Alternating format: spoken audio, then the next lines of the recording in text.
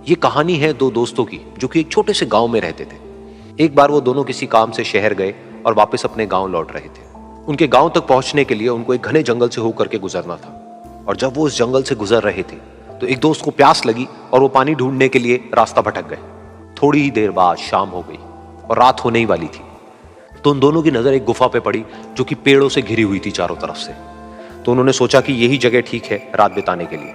तो दोनों ने कुछ लकड़ियां इकट्ठी करी, उस गुफा के अंदर गए और आग जला करके वहां पे बैठ गए। रात का वक्त था, गुफा के अंदर आग जल रही थी, बाहर बिल्कुल अंधेरा था और कुछ जानवरों की आवाजें आ रही थी। तो उन दोनों में से जो एक दोस्त था वो अंदर ही अंदर डरने लगा, क्योंकि उसने भूत प्रेतों की बहुत कहानियां सुनी थी कि रात के वक्त जंगल में कुछ भयानक आत्माएं भटकती हैं और अगर उनको कोई ऐसा भटका हुआ आदमी मिल जाए तो उसको नहीं छोड़ती।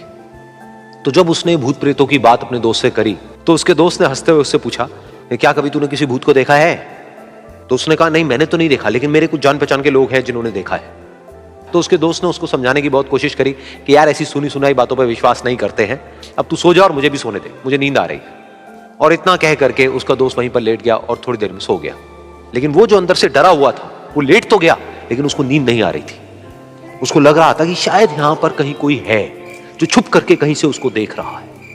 उस आग की वजह से कुछ परछाइयां बन रही थी वहां पर पत्थरों पर, तो उन परछाइयों को देख करके भी वो डर रहा था। फिर कुछ घंटे तक ऐसे ही चलता रहा। फिर उसके बाद में क्योंकि वो थका हुआ था तो उसको नींद आ गई। लेकिन नींद आने के कुछ देर बाद ही उसको एक सपना आया।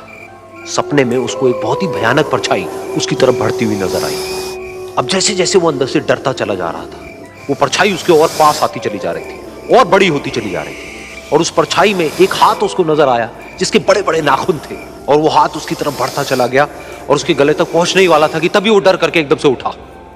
फिर उसने अपने दोस्त की तरफ देखा जो कि सो रहा था, उसको पकड़ करके जोर से उठाया। फिर उसने अपने दोस्त को बताया कि उसके साथ में क्या हुआ। तो उसका दोस्त फिर हंसने लगा। फिर उसके दोस्त ने उसको कहा, अब अगर दोबारा से तुझे वो परछाई दिखे तो तू वही कहियो जो मैं तुझे कह रहा हूं कहने के लिए, फिर देखते हैं वो परछाई तेरा क्या करती है। तुझे अपने अंदर ही अंदर बोलना है, मैं तुझसे नहीं डरता, सामने आ। तो उसके दोस्त ने वैसा ही किया। थोड़ी देर बाद दोबारा से उसको सपने में वही परछाई नजर आई और वो परछाई धीरे धीरे उसकी तरफ बढ़ने लगी। लेकिन इस बार वो उस परछाई से डरा नहीं, बल्कि अपनी पूरी हिम्मत जुटा करके उसने वही कहा, मैं तुझसे नहीं डरता, सामने आ। मैं तुझसे नहीं डरता, सामने आ। मैं तुझसे नहीं डरता, सामने आ। जैसे जैसे वो ये बोलने लगा वो परछाई छोटी होने लगी और उससे दूर होने लगी। वो बोलता रहा, वो परछाई छोटी होती रही और धीरे धीरे वो परछाई दिखनी बंद हो गई। बिल्कुल ऐसा ही हमारी जिंदगी में भी होता है।